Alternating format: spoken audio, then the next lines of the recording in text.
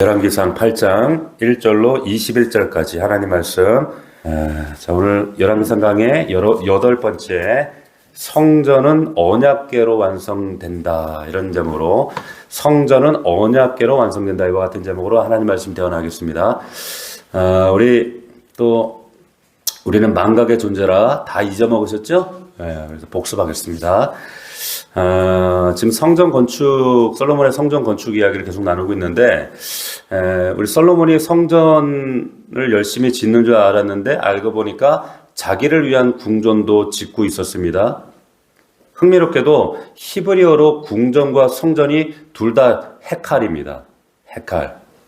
무슨 말이냐? 히브리어로 읽으면 이렇게 읽혀진다는 거예요. 솔로몬은 여호와를 위한 헤칼을 7년간 지었고 자신을 위한 헤칼을 13년간 건축했다, 이렇게 되어 있어요. 그러니까 성경이 의도적으로 이렇게 쓰고 있는 거죠. 우리 번역은 이렇게 되어 있지만 이게 원래 의도입니다.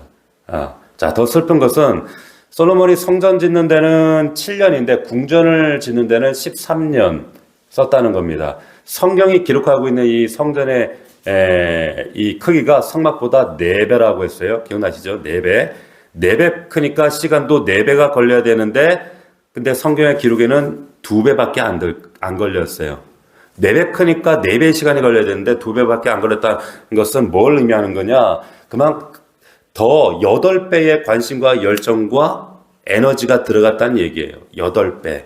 기억나시죠? 자, 흥미로운 건 뭐냐면 성경이 그 솔로몬의 궁전 건축에 대한 이야기는 딱 12절을 할애하는데, 우리가 읽었지만 앞에 6장부터 성전 건축에 대한 이야기는 무려 95절을 할애하고 있다. 뭘 말하는 거예요? 딱 8배입니다. 놀라운 사실. 무슨 말이냐? 성경의 관심은 이 솔로몬의 관심과 정반대라는 거예요. 다시 말하면 우리에게 그대로 적용하시면 됩니다. 우리 인생에도, 자, 지금은 이런 성막이나 성전이 아니라 우리가 성전이라 그랬어요. 맞죠? 너희가 하나님의 성전이라 그랬어요. 이 성전을 완성하시려고 2000년 전에 예수님 죽으신 거예요. 그리고 그 하나님이 지금 내 안에 계십니다. 할렐루야. 자, 그럼 우리 인생에서도 내 몸이 에베소서 말씀대로 성전으로 지금 지어져 가고, 동시에 여러분들은 또 나를 위한 인생의 집도 또 지어져 가고 있는데, 우리는 분명히 사실은 내 인생의 집에 더 관심을 많이 드리고 열정을 쏟고 있겠지만, 하나님은 여러분들이 성전으로 건축되어 가는데 더 관심이 많으시다는 거예요. 인생의 집 짓는 거 포기하라는 얘기 아닙니다. 우선순위 조정하라는 거예요. 간단해요. 자, 하나님은 여러분들이 온전한 성전 되기를 원하십니다. 할렐루야. 자, 솔로몬의 이런 무리한 성전 건축의 결과 백성들 민심 위반이 생기고 불평만 생기고, 두로왕 히람과 갈등 관계가 생기고, 무엇보다도 말년에 이 솔로몬이 후회하죠. 야, 내가 참 뻘짓했다, 헛되다, 그랬어요. 자, 이 솔로몬의 실수를 우리가 반복할 필요가 없습니다. 이 기록된 말씀 우리에게 권계를 주셨기 때문에 우리가 그 말씀을, 똑같은 실수를 반복하는 건 그만큼 어리석은 게 없겠죠. 우리 인생 한 번 후딱 갑니다. 지나갑니다. 그리스도를 위한 일만 남습니다. 자, 우리 지난주 또 성전의 그 두 기둥, 뭐예요? 야긴과 보아스. 어느 쪽이 야긴이라 했어요? 오른쪽이 야긴이고 왼쪽이 보아스입니다. 뜻이 기가 막히다 그랬죠? 뜻이 뭐라고요? 하나님이 세우신다. 어떻게? 그의 능력으로. 야긴, 하나님이 세우신다는 거예요. 보아스, 그 능력으로. 할렐루야. 들어갈 때마다 그걸 외치는 거예요. 하나님의 능력으로, 당신의 능력으로 하나님이 세우신다. 할렐루야. 자, 문제는 솔로몬이 맨날 그 앞을 지나다니지만 데코레이션에 불과했다는 겁니다. 여러분들 집에 걸려있는 성구 말씀들이 실제가 되기를 주의 이름으로 축원합니다. 신앙이 데코레이션 되면 안 된단 말이에요. 자, 높바다 물두봉 기억나시죠? 물 크게 받아둔 거, 그죠? 예, 어마어마하게 많은 양의 그 물을, 발음도 어려워. 느디님 사람들이 채워 넣어야 했어요. 그러니까 우리가 참 미처 깨닫지 못했던, 알지 못했던 성경성의 숨은 위인들이죠. 자, 누구보다도 정말 하늘 비우기를 바랬던 사람, 하늘 쳐다보고 살았지 않았을까? 더 놀라운 것은 이 사람들이 그 이스라엘이 바벨론에 멸망돼서 끌려갔을 때, 포로 귀환 때 기꺼이 돌아왔다는 거예요. 자처해서. 그럼 보세요. 우리는 누가 알아주지 않으면 금방 삐지는 존재들이잖아요.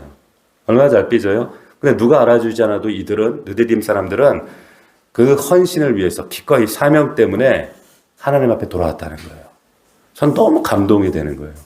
이 사람들 이스라엘 사람들도 아닌데 우리에게 이런 헌신이 있기를 주의 이름으로 축원합니다. 자, 오늘 1절 말씀 다시 보시면 이제 7절부터 또 2절 말씀이죠. 솔로몬이 여호와의 언약궤를 다윗성 곧 시온에서 메어 올리고자 하여 이제 리더들을 부르는 장면이 등장을 합니다. 자, 오늘 제목이 제가 성전은 언약궤로 완성된다 이런 말씀 드렸죠. 자, 보기에는 성전이 완공됐어요. 자, 나무랄 데가 없습니다. 완공됐어요. 그런데 언약궤가 들어오기 전까지 아직 이 성전은 완공된 게 아닙니다. 여러분 잘 적용하셔야 돼요. 지금 여러분들이 성전이에요. 그럼 역으로 하면 그러면 이 성전이 완공되려면 뭐가 있어야 돼요? 언약궤. 말씀이 있어야 된다는 거예요. 그대로 적용하셔야 됩니다. 자, 솔로몬이 지금 그래서 이제 다윗성에 머무르고 있는 언약궤를 메우기로 결정하는데 이 언약궤가 도대체 뭘 상징하길래 왜 그러는가? 출애굽기 25장에 보면 한번 들어보세요. 속죄소라는 게 있습니다. 속죄소 궤를 위에 얹고 그리고 증거판을 이제 궤 안에 이 언약궤 안에 넣어라. 거기서 내가 너와 만나고 속죄소 위에 궤 위에 있는 두 그룹 사이에서 내가 이스라엘 자손을 위하여 내게 명령한 모든 일을 내게 이르리라. 이게 뭔 말인지 여러분들 모르기 때문에 제가 사진을 이제 보여드릴 거예요. 자, 지금 제가 읽어드린 게 이게 뭐냐면 이게 언약궤예요. 언약궤. 이렇게 생겼어요. 금으로. 자, 이렇게 제사장이 맬 수 있도록 저 위에 있는 것이 그룹이라고 합니다. 그룹. 케루빔이라고 하는 천사. 날개가 원래 4개로 표현된 곳이고 2개가 표현되고 있는데 2개로 지금 되어 있고 그 천사 아래 자, 다음 사진을 넘겨보시면 자, 이렇게 되어 있어요. 저 그룹 천사입니다. 저 그룹이라고 부르는 천사도 있고 스랍이라는 것도 들어가 있죠. 세라핌이라고 하는 그런 날개가 6개 천사. 이사할 때 숯불 갖다 댄 그 천사는 세라핌이라고 하는데 여기는 이 그룹이에요. 그러니까 그 하나님의 수행원이라고 생각하시면 됩니다. 예, 그런데 그 그룹 안에 이제 그 사각형의 판이 있죠. 그거를 뭐라고 하냐면 속죄소 시은좌라고 해요. 그리고 그 아래가 이제 언약궤, 이제 법궤라고 하는, 예, 이제 저기 안에 이제 돌판이 들어가 있는 거죠. 그리고 아론의 쌍난 지팡이, 만나가 든 항아리가 들어가 있는 거예요. 자, 이해가 되시죠? 지금 지금 출애굽기 25장에 있는 이야기가 저 그림으로 저렇게 표현이 되는 거예요. 근데 하나님이 이스라엘 백성들이 어떻게 생각하냐면 하나님이 속죄소 위에 그 발이 이렇게 내려온다고 생각을 했어요. 실제로 이렇게 임재하시는 상징적인 역사들, 구름으로 임재하실 때 그런 증거들이 있었고, 그냥 굉장히 중요한 거죠, 이게. 예. 자, 그러니까 하나님의 임재를 상징하고, 저기서 하나님 말씀하시는, 여기서 하나님 분명히 말씀하신다고, 여기서, 내가 이스라엘 자손을 위하여 내게 명령한 모든 일을 여기서 이룬다고 하시는 거예요. 말씀. 그러니까, 성전이 완공됐지만 하나님이 임재 말씀하시는 이 궤가 들어오기 전까지는 성전 완공이 아니라는 거예요. 이해가 되십니까? 자, 무슨 말이냐? 교회가 교회되게 하는 것은 여러분 말씀인 줄로 믿습니다. 잘 이해하셔야 돼요. 하나님 말씀이 있어야 교회인 줄 믿습니다. 이 말을 여러분 자, 조금 더 한 발짝 더 적용해 보면 여러분들이 성전이라면 그 성전에 말씀이 부재하면 뭐예요? 껍데기인 거예요. 제가 왜 여러분들에게 말씀 붙잡아라, 복상해야 된다, 말씀으로 씨름해야 된다, 그래도 말 안 들어.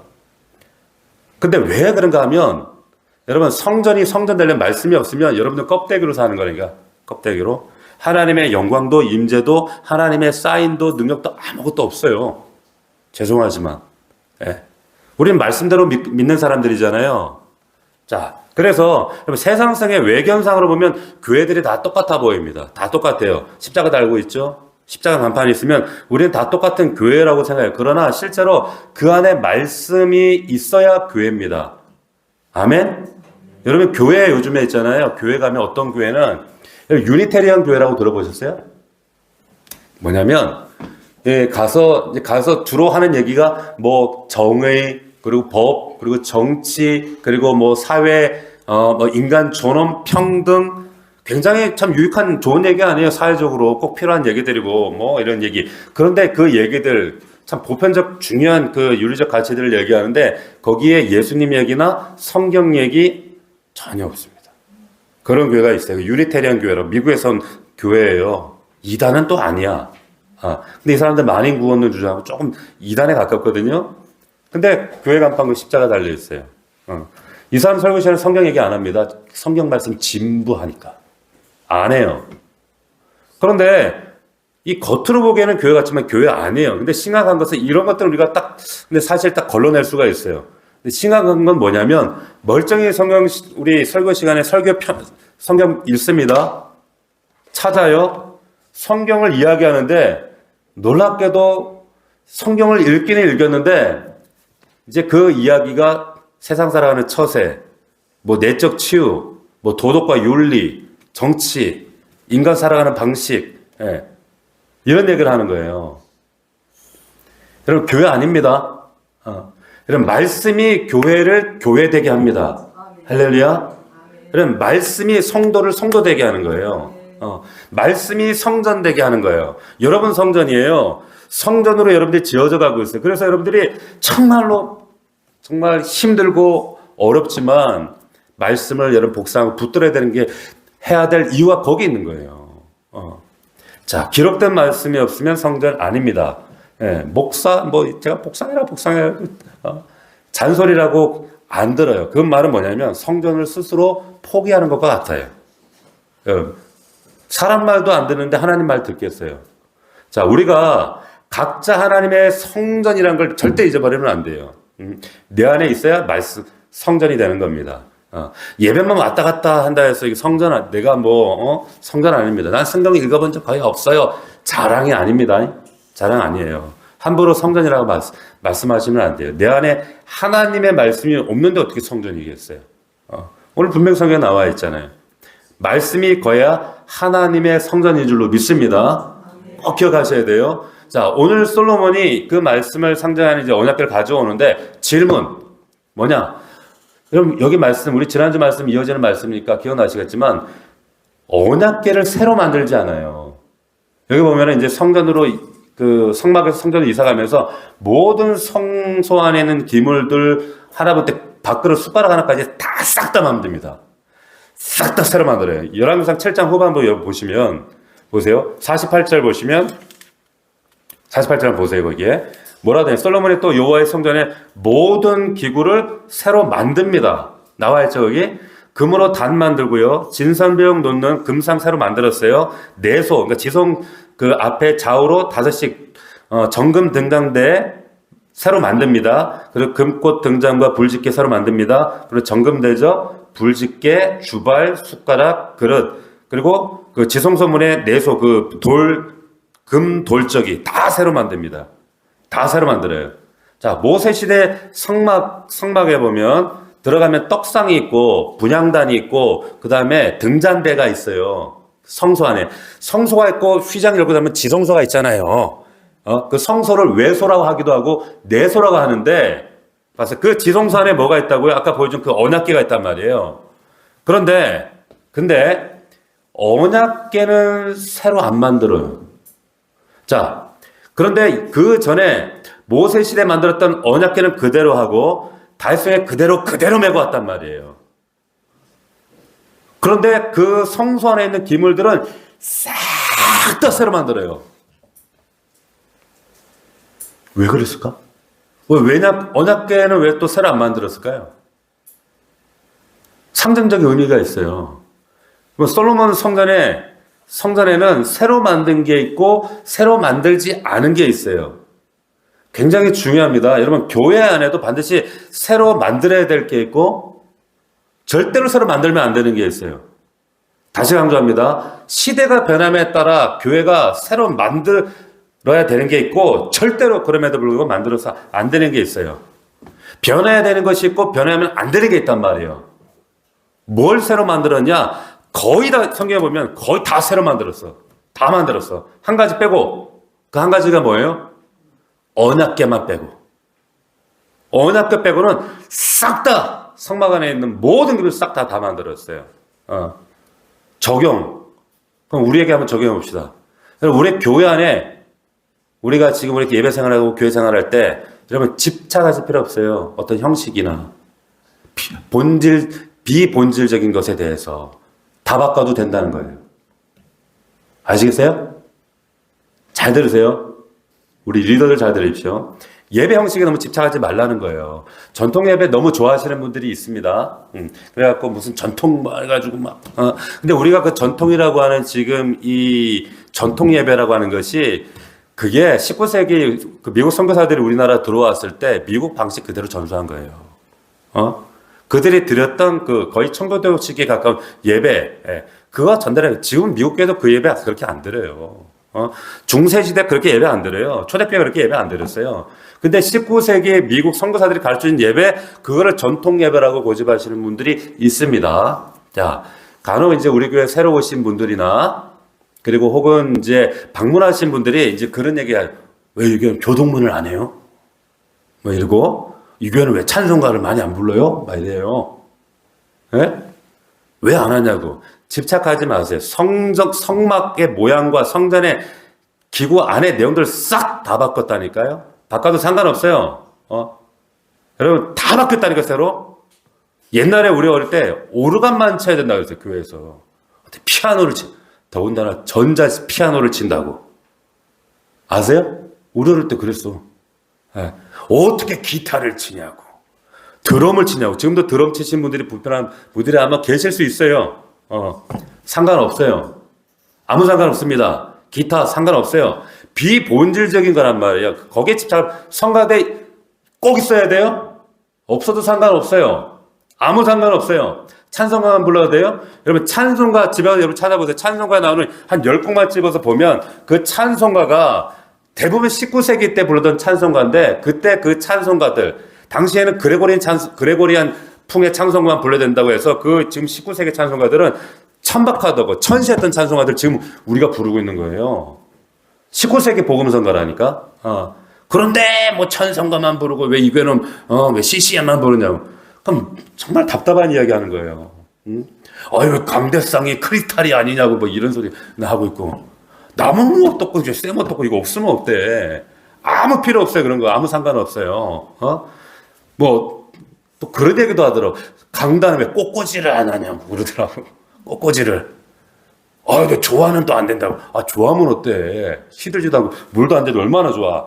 아무 상관없어. 전혀 상관없단 말이야. 의자는 뭐 또 장의자야 된다고 뭐 또 이런 소리 하시는 분도 있고. 아무 상관없어요. 다 새로 만들 수.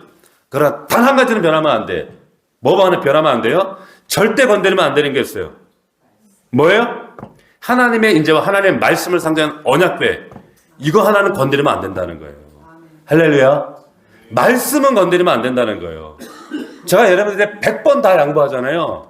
다 양보한다니. 근데 말씀 건드리는 건 양보 안 해요. 예? 보세요. 솔로몬 성전에서 성막에 했던 거 싹 다 바꿨다니까? 한 개도 그대로 쓴 게 없어요. 다만 언약궤만 안 건드렸어요. 교회는 하나님의 말씀만 건드리지 않으면 돼요. 할렐루야. 기억하십시오. 동성애를 지지하는 교회들이 마침 이 시대 정신인 양, 시대가 용인한다 그래가지고 그걸 감히, 그런데 성경이 감히 그걸 죄라고 얘기하고 있는 것을 죄가 아니라고 하면 그 죄예요. 말씀 건드리지 말라는 거예요. 자, 광야의 모든 성물이 여러분 조각목이라고, 다시 말하면 씨띠나무라는 걸로 이 성막에 있는 나무들은 다 그걸로 만들었어요. 출애굽기 25장 보면 이렇게 나와요.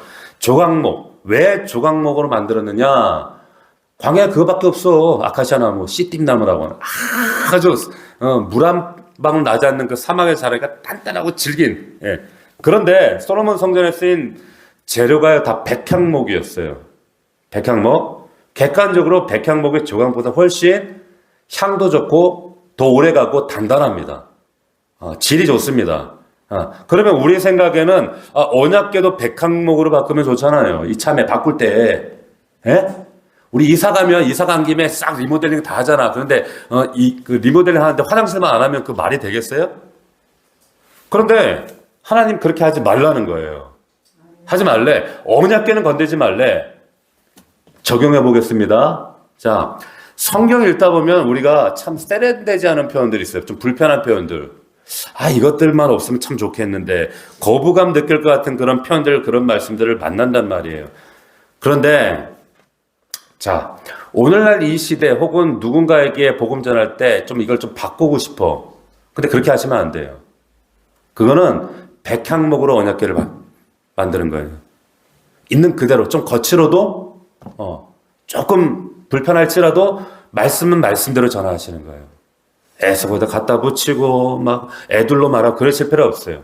건드리시면 안 됩니다. 거칠어도 말씀하신.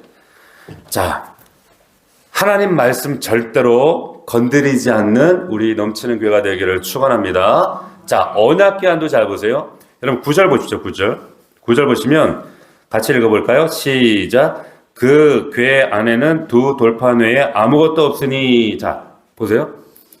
원래 이 안에 제가 몇 가지 있다 그랬어요? 그지? 세 가지잖아. 아론의 쌍난 지팡이하고 만나하고 그지? 십계명 이 돌판이 있는데 왜 근데 여기 보니까 돌판에는 아무것도 없다 그래. 왜 그래요? 왜 그렇습니까? 자, 우리가 말씀을 묵상하면 이런 게 딱 캐치가 돼서 이걸 퀘션 마크를 딱 달아야 돼. 왜 그럴까? 무슨 의미가 있을까? 의미가 있습니다. 자, 만나를 담은 항아리, 아론의 쌍난 지팡이, 그리고 언약의 돌판들. 그래서 그 위에 속죄소를 딱 덮어놨는데, 이것도 다 어디 갔나? 다 있어야 되는데? 자, 세 가지가 다 있어야 되는데, 돌판만 남겨도 다 두 가지가 사라졌어요. 자, 이 세 가지 물건들은 하나님이 왜 궤 안에 간수하라고 백성들에게 이스라엘에게 명령하셨는가 하면 의미가 있으니까. 어떤 의미? 자, 돌판. 쉽게 말하는 돌판은 뭐예요? 하나님이 백성들 너희에게 말씀하셨다는 거예요. 자, 만나. 하나님이 너희들에게 공급했다 이거예요. 아시겠어요? 아론의 쌍난 지팡이 뭐예요? 싹이 나서 얼마나 신기해. 능력의 지팡이 아닙니까? 하나님이 너희들에게 기적 베푸셨다 이거예요. 아멘? 그러니까 이 언약궤 안에 이 든 세 가지를 통해서 이스라엘 백성들은 너희들의 하나님이 어떤 분인가를 계속 되새김질할 수 있었던 거예요. 자, 말씀하시는 하나님, 공급하시는 하나님, 기적을 베푸시는 하나님. 이걸 대대 기억하라는 거예요. 세 가지 다 중요하죠. 근데 놀랍게도 세 가지 중에 두 가지는 사라졌어. 하나만 남았어. 만나 사라졌어. 언제 사라지는지 몰라. 아론의 쌍난 지팡이 사라졌어. 수축하기를 아마 블레셋이 언약궤를 뺏어갔던 적이 있잖아요. 그때 아마 얘들이 가져가지 않았나. 돌판만 남았다는 거예요. 중요한 적용이에요. 뭘까요? 여러분 인생에서 하나님이 여러분 인생에 공급하시는 그 은혜를 체험하는 것 굉장히 중요합니다. 체험할 수 있기를 축복합니다. 기적의 하나님 체험하는 것 굉장히 중요합니다. 체험하시기를 축복합니다. 그러나 말씀만 영원합니다. 두 가지는 다 없어요. 말씀만 남는다는 거예요. 에? 여러분 기적 중요해요. 초단 역사를 체험하는 것 중요합니다. 날 도우신 하나님 체험하는 것 중요해요. 근데 그것도 영원하지 않아요. 영원한 게 아니에요. 풀은 마르고 꽃은 시들지만 하나님 말씀만 영원한 줄로 믿습니다. 말씀만 남아요. 말씀 붙드는 사람, 그 사람 믿음만 영원하게 가더라니까요. 교회에 기적이 일어나야 돼요. 우리 교회도 많은 기적이 있는 교회예요. 그런데 제가 몇 주일 말했잖아요. 지금 하나님 바람 불게 하신다고. 기도하라고 했잖아요. 근데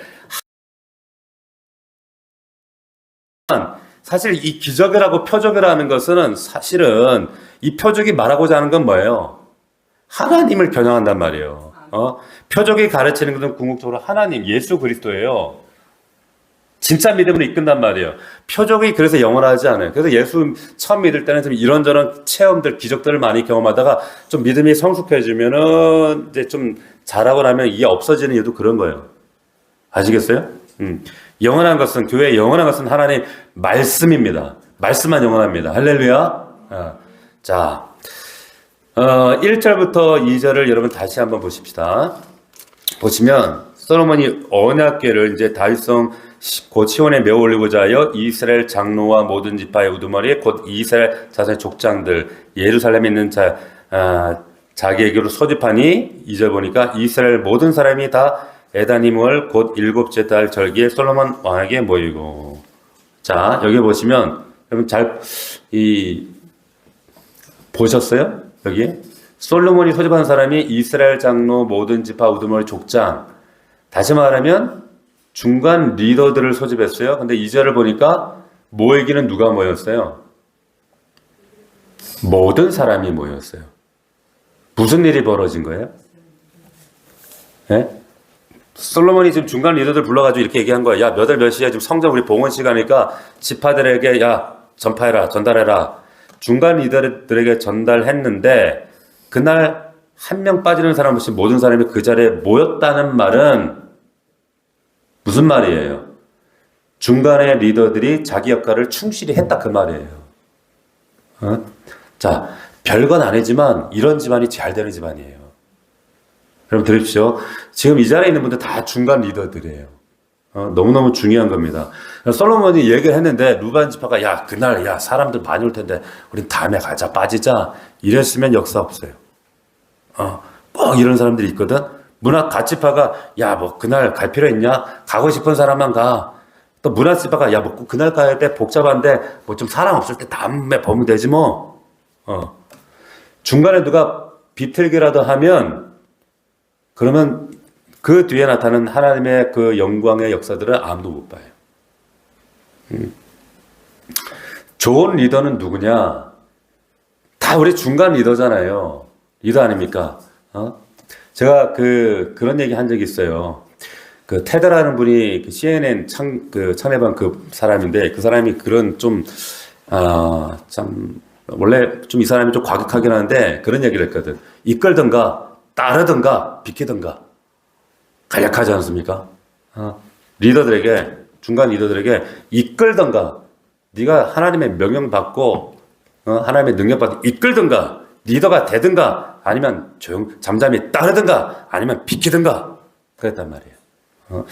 그럼 중간에서 여러분들 역할이 리더의 역할이 참 중요합니다.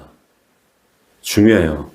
잘 전달만 해줘도 여러분 이들이 어떤 복을 누리는가 14절을 보시면 보세요. 14절 보면 얼굴을 돌이켜 이스라엘 온 회중을 위하여 축복하니 참여한 사람들 잘 전달만 하니까 참여한 사람들 다 축복을 받습니다. 10절부터 11절까지 보시면 10절부터 보면 제사장이 성소에 나올 때 구름이 여호와의 성전에 가득하매 제사장이 그 구름으로 말미암아 능히 서서 섬기지 못하였으니 이는 여호와의 영광이 여호와의 성전에 가득함이었더라. 이 놀라운 이 체험의 광경의 주인공이 되는 거예요. 안 왔으면 못 보는 거예요. 할렐루야. 자, 여러분들에게 이런 체험과 능력이 은혜가 경험되기를 축원합니다. 제가 금요일마다 그렇게 그 단톡방에도 올린단 말이에요. 한마디로 얘기해서 금요일날 우리 와서 기도하자. 이 기도하는 자리가 좀 채워졌으면 좋겠어요. 이렇게 했을 때 리더들은 그 얘기들 우리 목사님 그냥 늘상 하시는 얘기인가 보다 아니라 목장 안에 한 사람도 권면하셔야 돼요. 권면하셔서 보세요. 제가 그 목사의 말로 전하는 게 아니라 하나님 말씀을 대언해서 전하는 거기 때문에 간과하시면 안 되는 거예요. 우리가 항상 우리의 삶의 행동이나 고백이나 입술의 모습이나 그의 가족관계나 사회에서나 교회에서나 제가 스몰이라는 얘기 많이 했죠. 스몰. 작은 것 같지만 모든 게 담겨져 있어요. 거기 안에, 단어 안에.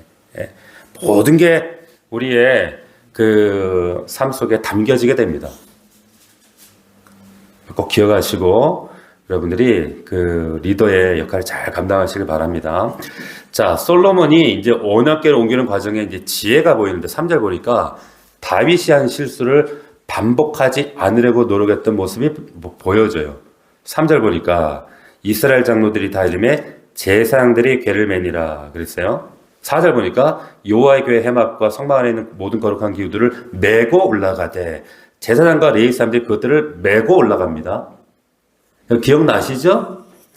다윗이 언약궤를 소가 끄는 그 수레에다가 실어서 가다가 수레가 갑자기 덜컹거릴 바람에 우사가 그 손으로 덥석 잡았다가 베레스 우사 사건 기억나시죠?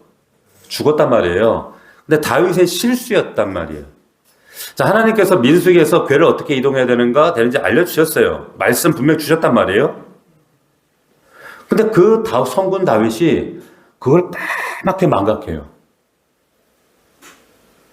그 많은 말씀을 기록하고 고백했던 시편을 기록했던 다윗이 그 너무나도 명확한 말씀을 잃어버리고 그래서 베레스 우사 사건을 만들었단 말이에요. 다윗이 몰랐어요. 망각했단 말이에요. 자, 근데 솔로몬의 모습에서 중요한 모습을 보셔야 돼요. 솔로몬이 아버지 시대의 실패에 대해서 알고 있었어요. 그리고 아버지 시대의 실패를 반복하지 않아요. 할렐루야. 여러분, 윗세대의 실수를 반복하지 않는 게 지혜입니다. 실수를 반복하지 않는 게 지혜예요. 자녀들에게 말씀 훈련이 중요한 이유가 그겁니다. 이 말씀을 통해서 우리가 경험한 이 말씀을 통해서 자녀들이 우리 부모가 몰라서 어리석어서 했던 실수들을 너는 그렇게 해서는 안 돼. 가르쳐 주실 수 있어야 돼요. 자, 오늘 말씀 하이라이트가 이제 10절, 11절입니다. 보세요.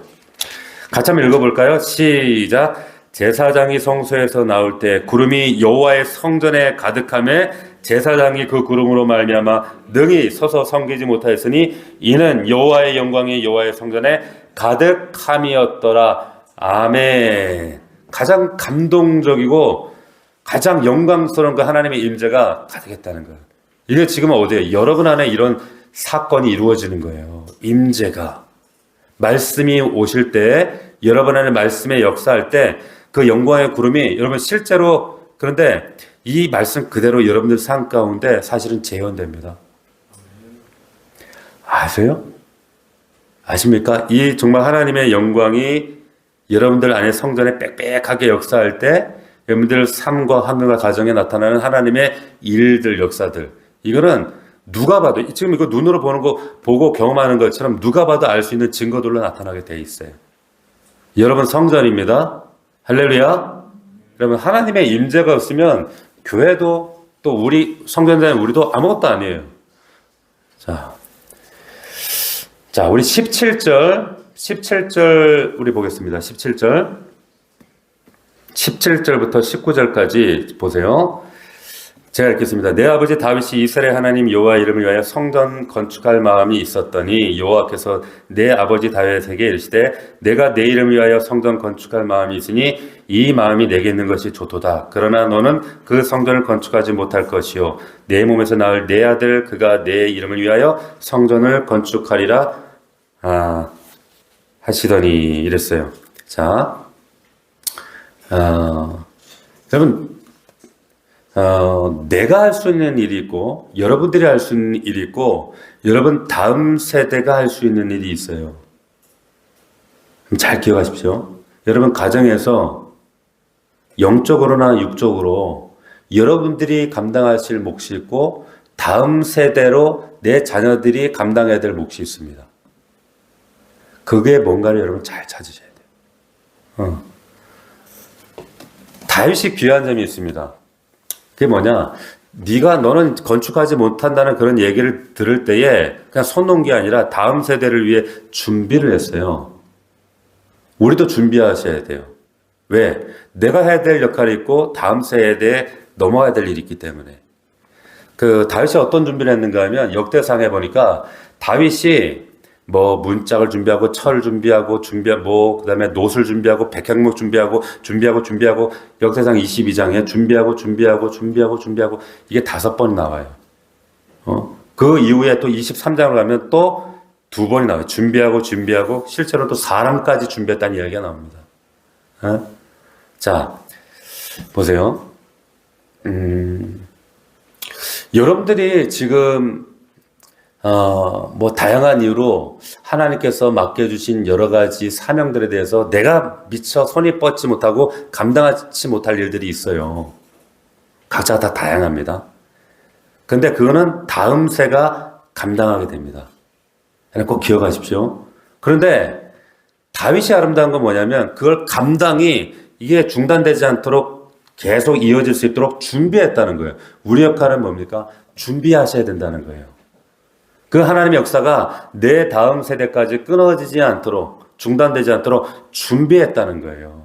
할렐루야. 자, 우리도 다음 세대를 위해 준비해야 될 줄을 믿습니다. 이건 여러분들이 보셔야 돼요. 내가 지금 뭘 준비해야 되는가? 왜 각자 처한 상황과 또한 가정의 형편과 일터의 모양과 각자가 다 다르기 때문에 내가 다음 세대, 자, 사사기에 보면 이 다음 세대가 다른 세대로 변질되거든요.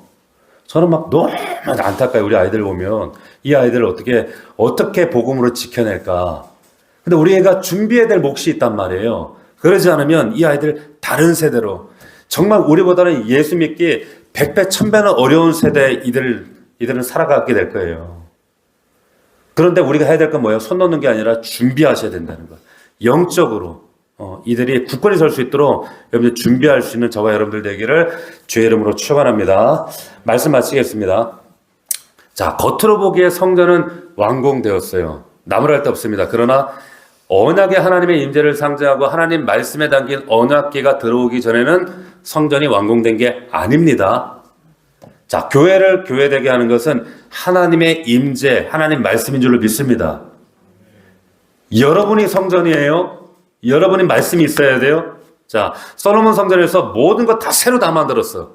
그런데 뭐든지 다 바꿀 수 있단 말이에요. 비본질적인 건 다 바꿀 수 있었어. 근데 하나 건들지 않았어. 이게 뭐라고요? 언약궤는 건들지 않았단 말이에요. 언약궤. 말씀은 건들면 안 돼요. 시대가 어떻고 뭐 시대 정신이 어떻고 뭐 그래도 뭐 예배 형식 건물 뭐고 다 뭐 강대상 다 필요 없어. 다 바꿔도 상관없어. 다 바꿔도 상관없어요. 집착하지 마십시오. 그러나 아무리 시대가 변해도 하나님 말씀은 건드리면 안 됩니다.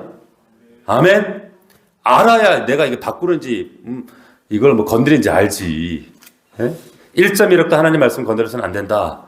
언약궤 안에 만나도 사라졌어요. 아론의 쌍난지파도 사라졌어요. 그러나 말씀만 남았습니다. 꼭 기억하십시오. 자, 다음 세대가 할 일이 남아있어요. 우리는 뭐 한다고요? 준비하셔야 돼요. 하나님께 물으셔야 돼요. 우리의 자녀들 다음 세대를 위해서 하나님 어떻게 준비하는 우리가 되어야 할지 우리 교회가 될지 묻고 준비하는 여러분들 되기를 축원합니다. 기도하겠습니다. 자, 이 밤에도 우리 기도할 때 먼저 말씀 붙들고 하나님 말씀이 없으면 우리 성전 될 수 없습니다. 하나님 지난주에도 우리에게 주셨던 각자의 삶에서 강단을 통해서 또한 우리 성경의 복상 말씀을 통해서 주셨던 말씀마다 그 말씀이 내 안에 임재하시고 하나님 성령을 통하여 조명하실 때 그 말씀 얼마나 불들었습니까? 그 말씀을 붙들 때만 우리가 성전됨을 믿습니다. 하나님의 임재와 영광의 구름이 가득하게 될 줄로 믿습니다. 하나님 그 말씀을 붙들고 나아갈 때 승리케 되어주는 줄로 믿습니다. 아버지 우리 사랑하는 성도들 가정과 삶과 일터에 하나님 여러 가지 어려움과 눈물과 하나님 실망한 일들이 많이 있습니까? 하나님 이 시간 예수의 이름으로 능히 이기게 하시고 하나님 우리 성도들 말씀 안에 승리하는 귀한 이 밤 될 수 있도록 역사하여 주시옵소서. 우리 다음 세대가 다른 세대로 변질되지 아니하도록 하나님 준비하는 우리 부모들 준비하는 우리 기성세대들이 될 수 있도록 역사하여 주옵소서. 이 밤에 주님 우리 가운데 함께 하시고 각자에게 허락하신 기도의 제목들마다 주님의 뜻을 분별하게 하옵소서. 우리 간절한 마음으로 주여 세 번 부르시고 간절하게 뜨겁게 부르짖어 기도합시다.